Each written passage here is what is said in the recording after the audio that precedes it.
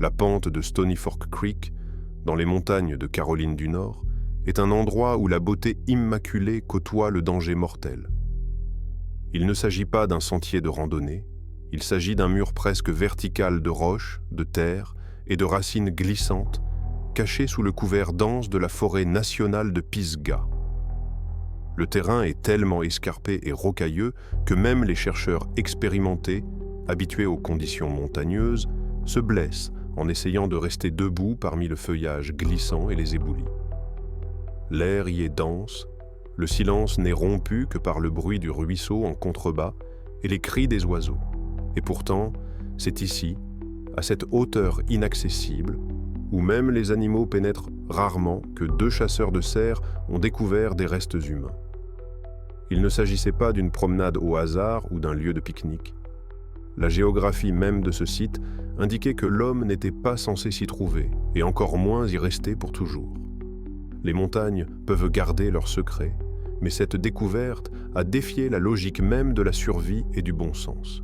La trouvaille appartenait à Judy Smith, une infirmière de 50 ans qui avait disparu d'un hôtel confortable de Philadelphie, à 970 km de ce point sauvage. 970 km de silence qui n'ont laissé aucune trace. Mais le principal mystère ne réside pas dans cette distance monstrueuse. Le problème, c'est l'ascension elle-même. L'examen médico-légal a confirmé ce que ses proches savaient. Judy souffrait d'arthrite chronique sévère au genou. Cette affection faisait de chaque pas un calvaire. Elle pouvait à peine marcher sur l'asphalte plat de la métropole, mais d'une manière ou d'une autre, elle parvenait à faire cette ascension exténuante, qui relevait presque de l'alpinisme. Qui ou quoi l'a poussée à surmonter la douleur insupportable et à grimper jusqu'à l'endroit où la mort l'attendait. Cette histoire n'a pas commencé dans les bois, mais dans la propreté stérile de l'aéroport Logan de Boston, 5 mois avant la découverte macabre. Le 9 avril de l'année 1997, Judy et son mari, Jeffrey Smith, un avocat réputé de Boston, se préparaient pour leur premier voyage ensemble depuis leur mariage. Ils sont en couple depuis une dizaine d'années, mais n'ont officialisé leur mariage que 8 mois plus tôt. Leur destination était Philadelphie, la ville de l'amour fraternel, où Jeffrey devait prendre la parole lors d'une prestigieuse conférence pharmaceutique. C'est une occasion rare pour le couple de sortir de la routine, de combiner le travail de Jeffrey et l'intérêt de Judy pour l'histoire. Judy, infirmière de profession, est une grande voyageuse et souhaite depuis longtemps visiter les lieux historiques américains. Aucun d'entre eux n'aurait pu imaginer que ce voyage deviendrait un point de non-retour. Cependant, l'itinéraire soigneusement planifié échoue avant le décollage de l'avion. Au comptoir d'enregistrement de la compagnie aérienne, il s'avère que Judy a oublié son permis de conduire dans la cohue du matin.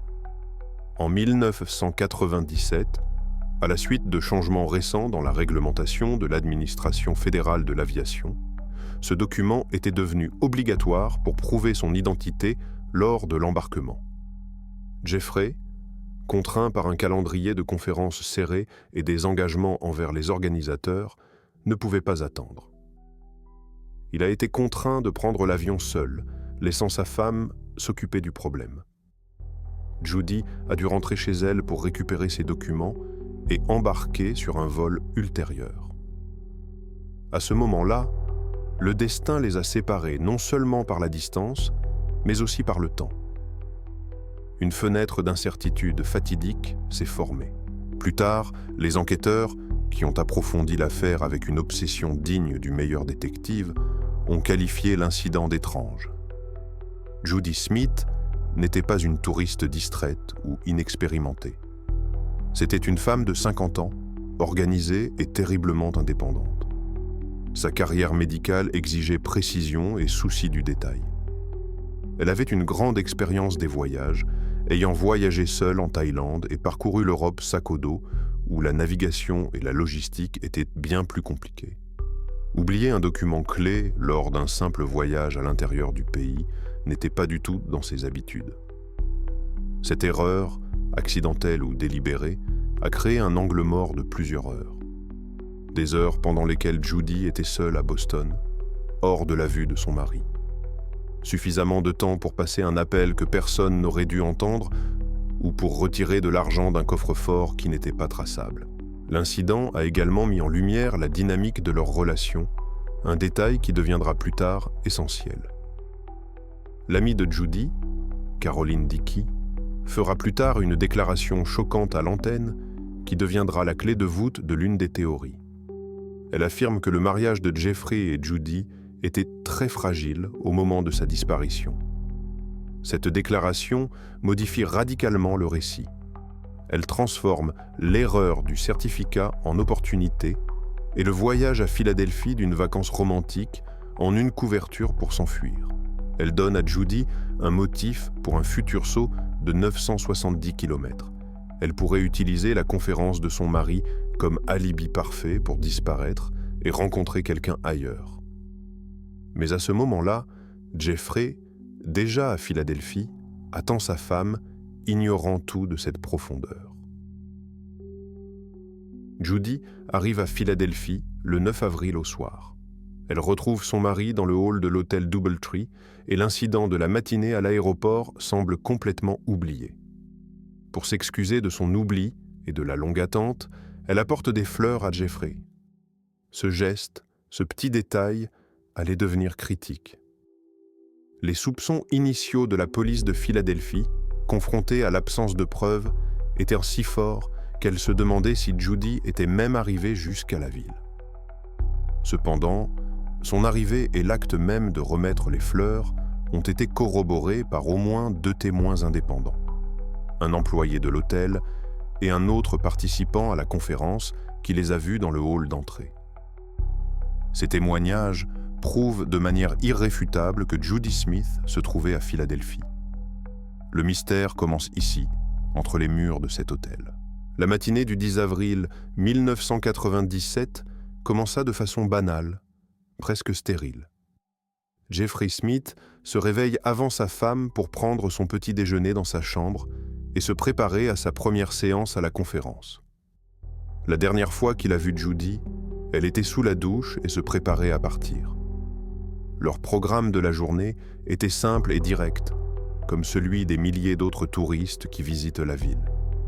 Pendant que Jeffrey s'occuperait de son travail, Judy, comme tout passionné d'histoire, irait faire du tourisme. Sur sa liste figurent Independence Hall et la célèbre Liberty Bell, symbole de la nation américaine. Le soir, ils conviennent de se retrouver à un cocktail à l'hôtel pour passer le reste de la journée ensemble. L'ambiance était détendue et le temps propice à la marche. Lorsque Judy a quitté la chambre d'hôtel ce matin-là, elle aurait emporté son sac à dos rouge signature. Il ne s'agissait pas seulement d'un élément de sa garde-robe. Judy ne portait presque jamais de sac à main classique, préférant ce sac à dos pratique et spacieux. Il l'accompagnait dans tous ses déplacements et faisait partie de son image de voyageuse indépendante. Les témoins qui l'ont vue ce jour-là et son mari s'en souviennent. Ce sac à dos rouge deviendra l'un des principaux témoins silencieux de l'affaire. Il disparaîtra avec elle, et son absence sur les lieux de la découverte du corps deviendra une preuve aussi importante que celles qui seront trouvées. Mais ce matin-là, rien ne laissait présager le moindre problème.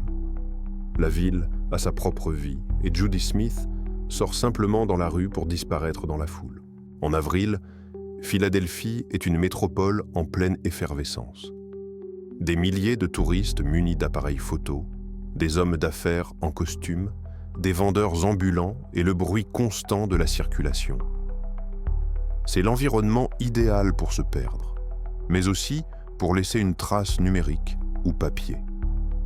Caméras de vidéosurveillance sur les banques, reçus de cartes de crédit, témoins dans les cafés et les boutiques de souvenirs. Judy Smith, une quinquagénaire anglophone, sûre d'elle, n'était pas censée disparaître sans avoir effectué la moindre transaction.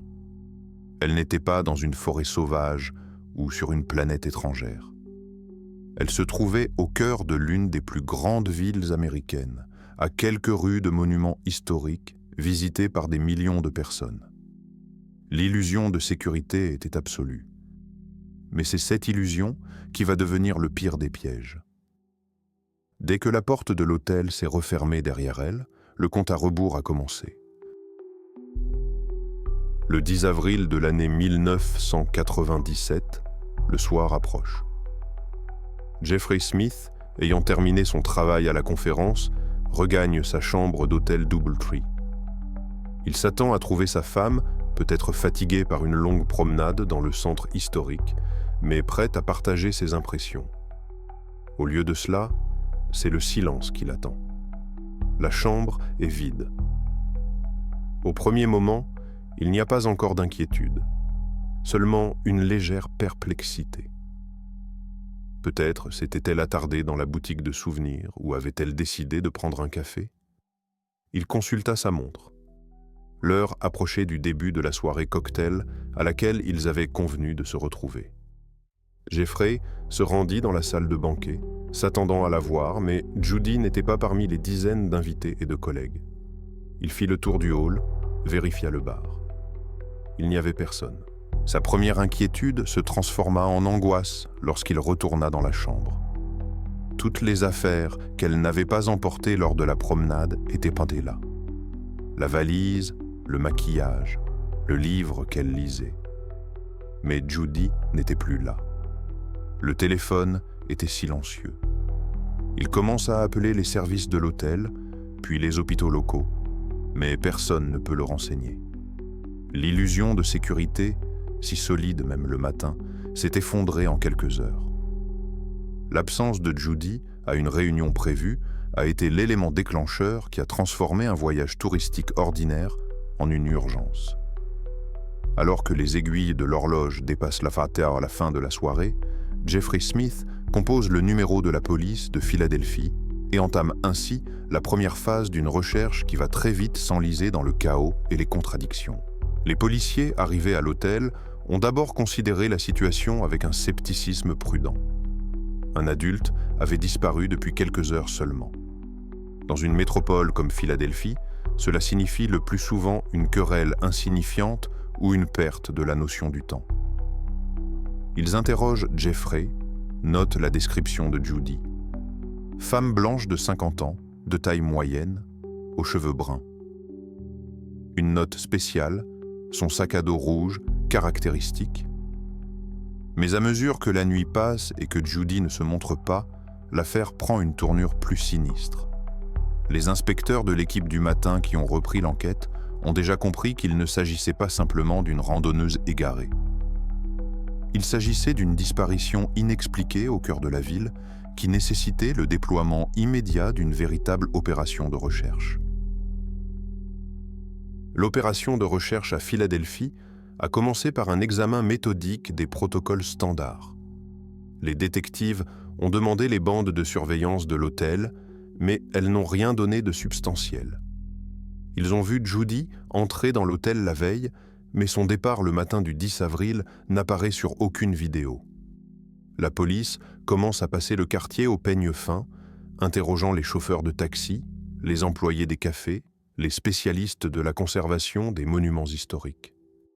Et c'est là que l'enquête a rencontré le premier et principal obstacle qui a transformé les recherches en un cauchemar surréaliste. Un problème que l'on appellera plus tard le brouillard narratif, ou le phénomène du double. Au lieu de trouver des traces de Judy, les sauveteurs et les détectives ont rencontré des fantômes. Dans le même quartier de Philadelphie où Judy était recherchée, il y avait au moins une, voire deux femmes qui lui ressemblaient étrangement. Cette confusion rendait presque impossible la distinction entre les preuves fiables et les fausses traces. Le premier à tomber dans ce piège est Craig, le fils de Judy, qui se précipite à Philadelphie à la recherche de sa mère. Il arpente les rues avec la police lorsque, de loin, il aperçoit une femme dont la démarche et la silhouette lui font battre le cœur. Il est sûr que c'est elle. Mais en s'approchant, il se rend compte avec horreur et déception qu'il s'agit d'une sans-abri, désorientée et sans lien avec sa famille. Cet incident a non seulement épuisé les ressources émotionnelles de la famille, mais a également détourné le temps précieux de l'équipe de recherche. Mais ce n'était pas le seul double. Un détective privé engagé par la famille Smith dans le cadre d'une enquête parallèle a fait état d'une autre observation. Il a repéré une femme blanche bien habillée qui correspondait à la description de Judy, à l'extérieur d'une épicerie au petit matin. Elle semblait désorientée mais n'était pas en détresse. Le détective tente de lui parler, mais elle s'éloigne rapidement. Était-ce Judy ou un autre mirage? Tous les rapports indiquant que Judy Smith avait été vue à Philadelphie dans un état désorienté faisaient très certainement référence à ces fausses cibles. La police est désemparée. Ils cherchaient une aiguille dans une botte de foin, mais cette botte de foin était remplie de dizaines d'aiguilles similaires, et chacune d'entre elles ne menait nulle part. Ce chaos de preuves a été la première contradiction inexpliquée. Judy était une personne expérimentée et indépendante. Si elle avait été perdue ou en difficulté, son comportement aurait probablement été différent. Mais au lieu de signes clairs d'enlèvement ou d'accident, les chercheurs n'ont trouvé que du brouillard, pas un seul appel de rançon. Aucun témoin ne l'a vu se débattre ou monter dans une voiture. Son sac à dos rouge, un détail si important, semble avoir disparu avec elle. Les recherches à Philadelphie n'ont pas seulement abouti à une impasse. Elles se sont heurtées à un mur d'absurdité, où l'image même de la femme recherchée a commencé à se dédoubler et à se brouiller, comme si la ville la cachait délibérément, donnant aux détectives de faux reflets. Tandis que les équipes au sol tentaient de percer le brouillard des sosies, une autre équipe de détectives travaillait sur les traces numériques et financières de Judy. Les résultats de ce travail ont provoqué une deuxième vague de choc. Le résultat était zéro, un vide absolu et stérile. Judy Smith a quitté l'hôtel comme si elle était entrée dans une autre dimension. Aucune de ses cartes de crédit n'a été utilisée. Pas un seul retrait au guichet automatique. Pas un seul contrat de location de voiture n'avait été établi à son nom. Pas un seul billet d'avion, de train ou de bus n'a été acheté. À une époque où les transactions financières devenaient déjà l'ombre numérique de l'individu, Judy Smith était un fantôme numérique. Cette découverte a plongé la famille et les enquêteurs dans le désarroi. Ce comportement ne correspondait à aucune des théories habituelles. Il ne s'agissait pas d'un touriste bloqué, essayant désespérément de contacter quelqu'un ou de payer avec une carte. Il ne s'agissait pas non plus d'un vol, car les billets n'avaient pas été touchés. Elle avait laissé environ $500 en liquide dans la chambre d'hôtel, mais semblait en avoir emporté environ 200 de plus. Cet argent, si elle l'avait, n'avait pas non plus fait surface. De deux choses l'une, soit Judy a été immédiatement kidnappée et isolée du monde extérieur, soit elle a voyagé de son plein gré avec seulement de l'argent liquide et peut-être en compagnie de quelqu'un qui assurait le transport et la logistique. Le choc de cette découverte a été aggravé par un rebondissement inévitable dans toute enquête de cette nature. La police de Philadelphie a commencé à s'intéresser à son mari. Jeffrey Smith, la dernière personne à l'avoir vue vivante, est automatiquement soupçonné. Bien qu'il ait pris la parole lors de la conférence, son alibi est passé au crible. Les inspecteurs lui posent notamment des questions gênantes, ce qui crée des tensions supplémentaires. La famille, au lieu de s'unir face à la tragédie, a subi la pression des forces de l'ordre. Cette atmosphère toxique de suspicion a encore compliqué des recherches déjà désespérées. L'espoir de retrouver Judy vivante à Philadelphie s'est évanoui de jour en jour, se transformant en une attente angoissante du pire. Les jours passent, puis les semaines, sans que Judy Smith ne donne de nouvelles. L'opération de recherche à Philadelphie a été officiellement arrêtée. Les détectives ont épuisé toutes les pistes. Le brouillard narratif s'est dissipé, ne laissant derrière lui qu'un vide froid. Pour la famille Smith, la période la plus angoissante est arrivée, l'incertitude. Ils retournent à Boston, dans une maison où tout leur rappelle Judy, mais rien n'est clair quant à son sort. Son fils, Craig, a décrit cet état comme un cauchemar permanent, dans lequel on ne sait pas s'il faut pleurer ou espérer. Le cas de Judy Smith est devenu un problème, l'un des nombreux cas de personnes disparues non résolues. L'espoir, s'il y en avait, était enterré sous le poids de 5 mois de silence. L'été 1997 s'est déroulé dans ce vide angoissant. Et puis, le 7 septembre, vint l'appel qui changea tout. L'appel ne venait pas de Philadelphie ou de Boston. Il provenait du bureau du shérif du comté de Buncombe, en Caroline du Nord, à 970 km de l'hôtel où Judy avait été vue pour la dernière fois. À l'autre bout du fil, on signalait que 2 hommes chassant illégalement le cerf dans la forêt nationale de Pisgah étaient tombés sur des restes humains squelettiques. C'est le seuil de l'irréversibilité. L'appel a instantanément modifié l'orientation de l'enquête. Les tactiques de recherche n'ont plus d'importance. Il s'agissait désormais d'un travail pour les médecins légistes et la médecine légale. La perte opérationnelle était totale. Non seulement ils ne pouvaient pas la retrouver vivante, mais ils la cherchaient au mauvais endroit. Toute l'opération à Philadelphie, tout ce chaos avec les sosies, s'est avéré être une farce tragique, une distraction, alors que la véritable tragédie se déroulait à des centaines de kilomètres au sud. Les restes ont été retrouvés dans une région montagneuse et sauvage. La grande question n'est plus de savoir où est Judy, mais comment elle a pu se retrouver là. L'appel de Caroline du Nord s'est transformé en un tremblement de terre opérationnel. Une enquête qui couvait depuis 5 mois dans les archives de Philadelphie s'est instantanément déplacée à 970 km au sud, dans la juridiction du bureau du shérif du comté de Buncombe. La nouvelle tâche a nécessité une adaptation immédiate. Il ne s'agissait plus d'une opération de recherche, mais d'une mission médico-légale extrêmement complexe visant à récupérer des restes dans un environnement hostile. Le site, indiqué par les chasseurs, n'était pas au bord d'une route ou d'un sentier de randonnée. Il se trouvait sur une pente raide, presque à pic, près de Stony Fork Creek, à 20 minutes de marche pénible du point d'accès le plus proche. Le terrain était si dangereux que le premier groupe envoyé sur place s'est heurté à la résistance physique de la nature. L'équipe, composée d'inspecteurs et de médecins légistes, a dû improviser et utiliser du matériel d'escalade pour assurer sa sécurité. Ils se sont littéralement accrochés aux racines des arbres et aux rochers glissants pour grimper jusqu'à l'endroit où se trouvaient les restes.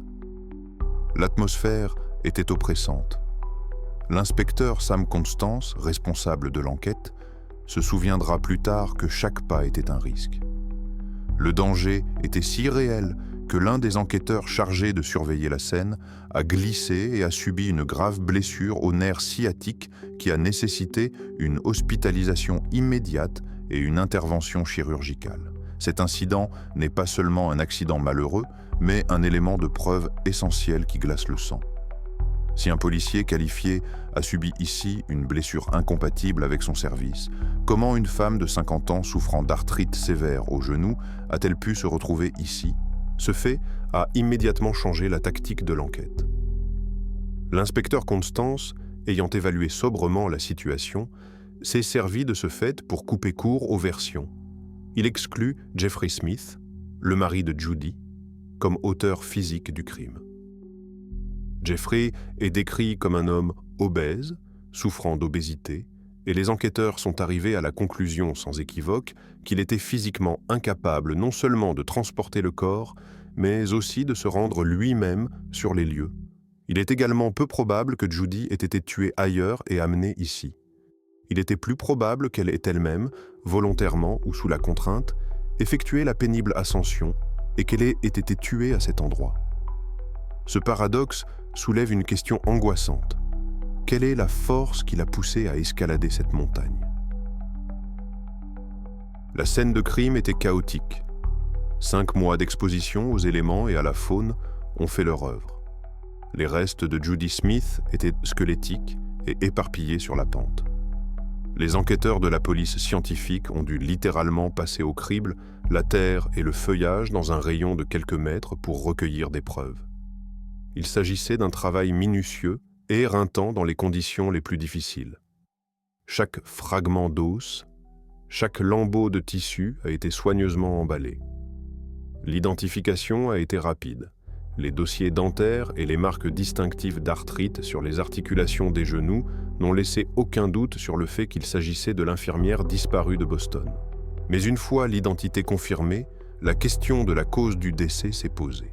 Même sur les restes squelettiques, les experts médico-légaux ont trouvé des signes clairs et indéniables de violence. Ce n'était pas un accident. Il s'agissait d'un meurtre brutal. Des marques de coupe similaires ont été trouvées sur les côtes, indiquant que l'agresseur avait utilisé un couteau. Mais la découverte la plus macabre a été faite sur les restes de ses vêtements. Le soutien-gorge qu'elle portait présentait de multiples coupures et perforations, indiquant une agression violente et multiple. Judy Smith n'a pas seulement été assassinée, elle a été torturée. La forêt de Pisgah est devenue le lieu de son exécution. D'autres objets trouvés sur la pente ont été ramassés avec les restes. Ils gisaient là, comme s'ils avaient été jetés à la hâte ou laissés là délibérément. À côté du corps se trouvait une paire de lunettes de soleil de luxe. Un peu plus loin, on a trouvé un sac à dos bleu et noir qui n'était manifestement pas le sac rouge avec lequel elle avait quitté l'hôtel de Philadelphie. La police scientifique a également trouvé un roman policier de poche. Tous ces objets étaient étrangers. Ils ne correspondaient pas à l'image de Judy. Il s'agit d'accessoires de la vie de quelqu'un d'autre qui font maintenant partie de sa mort. Ces découvertes ont transformé l'enquête d'une simple affaire de meurtre en un puzzle complexe où chaque pièce contredit la précédente. La véritable percée psychologique, le moment où l'affaire est enfin entrée dans le domaine de l'inexplicable, s'est produite lors de l'identification des objets. La famille de Judy, son mari et ses enfants adultes, s'est vue présenter les objets trouvés sur la scène de crime. Leur réaction a été un choc pour les enquêteurs, ce qui a influencé la suite de l'enquête. Ils n'ont rien identifié. Aucun des objets trouvés sur la pente n'appartenait à Judy Smith. Ce n'étaient pas ses vêtements. Elle portait de lourdes chaussures de randonnée, un jean bleu et des sous-vêtements thermiques. Ces vêtements étaient destinés à une randonnée en montagne et non à une visite touristique à Philadelphie. Cette anomalie était centrale. Elle s'est avérée intentionnelle. Personne n'achète un ensemble complet de vêtements de randonnée coûteux pendant une visite de 8 heures de la Liberty Bell. Ces vêtements ont été achetés après avoir disparu de l'hôtel et spécifiquement pour la randonnée dans la forêt de Pisgah. La disparition à Philadelphie n'était qu'un prologue à la rencontre fatale en Caroline du Nord, à laquelle elle ou son compagnon se préparaient. Pour la famille, il s'agit d'une prise de conscience déchirante. La Judy qu'ils avaient connue, celle qui était sortie de l'hôtel en tenue de ville, n'avait rien à voir avec la femme qui était morte sur la montagne. Et ce n'est pas tout. Le sac à dos bleu-noir ne leur était pas non plus familier. Son sac à dos rouge, signature, son compagnon de tous les instants, avait disparu sans laisser de traces. Il avait été remplacé par celui-ci, celui d'un inconnu. Et enfin, les lunettes de soleil. Des lunettes de soleil, bol très cher, d'une valeur de $110. La famille a confirmé qu'elles ne lui appartenaient pas. Le thème de la substitution est clair, presque rituel. L'identité de Judy, son sac à dos rouge, ses vêtements de ville, a été effacée et remplacée par les accessoires du tueur. Ces objets appartenaient très probablement à son compagnon inconnu, lui ont été prêtés pour la randonnée ou ont simplement été abandonnés sur les lieux du crime. Une enquête menée en Caroline du Nord est dans l'impasse. Le tueur n'a laissé aucune trace. Les vêtements et les lunettes ont été achetés en liquide. C'est alors que les enquêteurs, désespérés de ne trouver aucun indice pendant ces 5 mois de silence, ont commencé à consulter d'anciennes affaires non résolues et des rapports d'événements étranges dans la région d'Asheville pour les mois d'avril et de mai. Et ils ont trouvé quelque chose qui m'a fait froid dans le dos. Il s'est avéré que pendant que Philadelphie cherchait des sosies et vérifiait les cartes de crédit, quelque chose d'étrange se produisait dans la région d'Asheville, à proximité de l'endroit où le corps allait finalement être retrouvé. Les enquêteurs locaux ont jugé les observations crédibles. Peu après la disparition de Judy en avril, au moins 2 témoins de la région d'Asheville ont déclaré avoir vu une femme correspondant à sa description. Elle ne ressemblait pas à une victime d'enlèvement. Elle conduisait une berline grise. L'origine de ce véhicule reste l'un des principaux mystères de l'affaire. Les témoins ont ajouté un autre détail surréaliste. La berline grise était pleine de boîtes et de sacs. Dans un cas, une femme s'est arrêtée à un camping local et a demandé au propriétaire si elle pouvait dormir dans sa voiture sur la propriété. Après avoir essuyé un refus, elle est repartie tranquillement. Ce portrait n'est pas celui d'un campeur. C'est le portrait d'un homme en fuite, vivant sur ses roues. Mais le témoignage le plus important est celui de Joanne Stucker, une employée de la boutique de souvenirs. Stucker s'est souvenue en détail d'une conversation avec une femme qu'elle croyait être Judy. Selon elle, la femme était très alerte et très agréable, ne montrant aucun signe de peur ou de désorientation. En outre, la femme a volontairement entamé la conversation, a donné son propre nom, Judy, et a raconté la même histoire que Jeffrey avait racontée à la police à Philadelphie. Elle venait de Boston. Son mari avocat était actuellement à une conférence et elle avait juste décidé de se rendre dans la région d'Asheville. Ce témoignage a bouleversé toute l'affaire. Elle n'était pas une victime. Elle contrôlait la situation et utilisait activement la couverture, la conférence de son mari, pour expliquer sa présence en Caroline du Nord.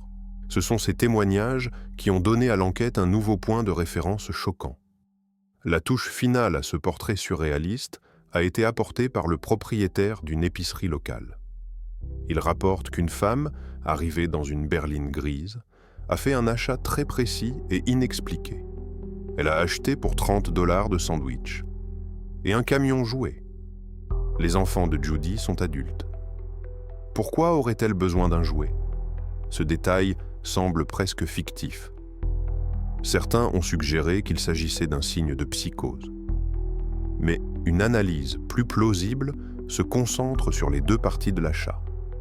$30 pour des sandwichs en 97, c'est une provision pour plusieurs personnes.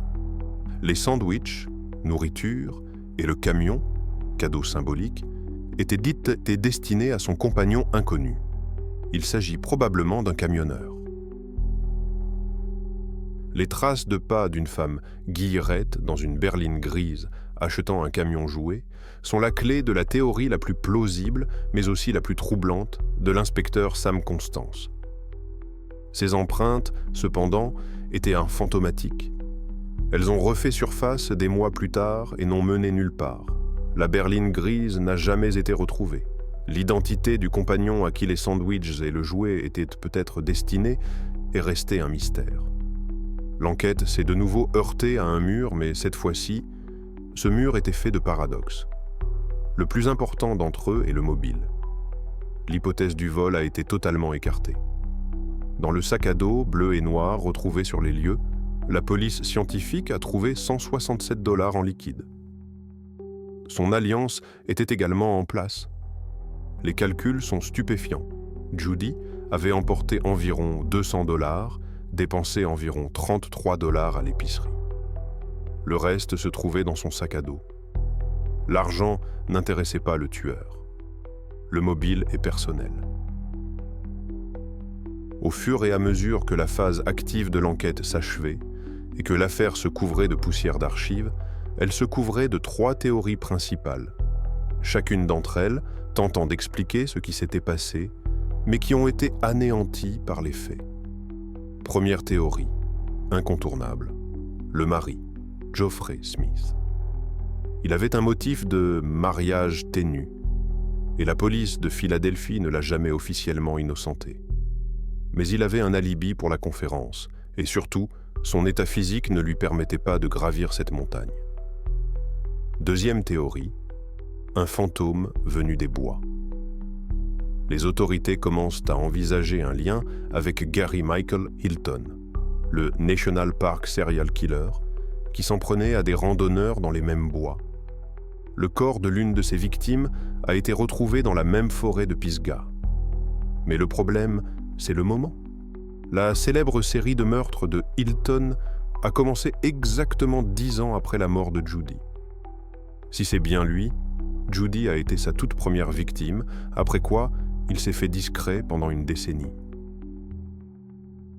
L'opération d'enquête sur la mort de Judy Smith est officiellement terminée, mais elle n'a pas apporté de réponse. L'affaire reste non résolue parce qu'elle est une parfaite tapisserie d'incohérences. Il s'agit d'une histoire où tous les faits se contredisent. Comment une infirmière expérimentée, sûre d'elle et souffrant d'arthrite sévère, a-t-elle pu gravir une pente qui a traumatisé un enquêteur expérimenté? Pourquoi ses effets personnels, de marque, ont-ils disparu pour laisser place à des accessoires étrangers coûteux, chaussures de randonnée, lunettes de soleil, bols et sacs à dos bleus? Et que signifiait cet étrange achat à l'épicerie? La seule théorie qui tienne la route est celle qui n'a jamais été prouvée. Judy Smith n'a pas été kidnappée. Elle s'est rendue volontairement et secrètement à Asheville pour rencontrer quelqu'un qu'elle connaissait. Quelqu'un en qui elle avait suffisamment confiance pour aller camper dans les montagnes sauvages. Et cette personne l'a tuée. Nous n'avons jamais su qui lui avait ôté la vie. Mais le mystère le plus important est peut-être celui de l'identité de Judy Smith au cours de ses derniers jours dans cette berline grise, à 970 km de sa vie passée.